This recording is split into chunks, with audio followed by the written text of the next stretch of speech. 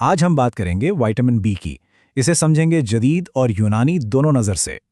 اکثر لوگ سمجھتے ہیں کہ وٹامن بی کوئی ایک ہی وٹامن ہے، مگر کیا یہ سچ ہے؟ نہیں، یہ ایک چیز نہیں بلکہ کئی وائٹامنس کا ایک گروپ ہے جسے بی کمپلیکس کہا جاتا ہے۔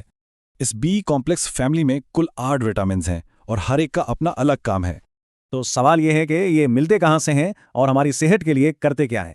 جدید سائنس ہو یا طب یونانی، دونوں ہی مانتے ہیں کہ یہ قدرتی غذاؤں میں پائے جاتے ہیں۔ اس کے فائدے بے شمار ہیں، دماغ سے لے کر معدے تک ہر چیز کے لیے ضروری ہے۔ لیکن اس کا صحیح بیلنس بہت ضروری ہے، کیونکہ کمی اور زیادتی دونوں ہی نقصان دہ ہیں۔ اس کی کمی سے اعصابی کمزوری ہوتی ہے تو زیادتی سے بھی متلی اور سر درد جیسے مسائل ہو سکتے ہیں۔ آپ ذرا دیکھتے ہیں کہ طب یونانی اس بارے میں صدیوں سے کیا کہتی آ رہی ہے۔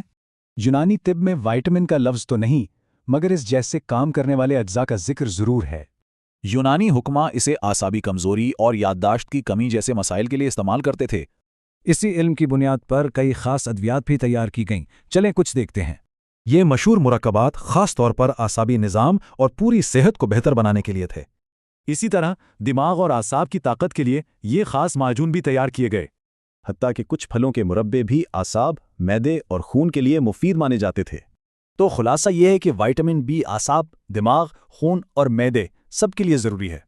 جدید سائنس ہو یا قدیم حکمت، دونوں ہی اس کی اہمیت کو مانتے ہیں اور قدرتی حل پیش کرتے ہیں۔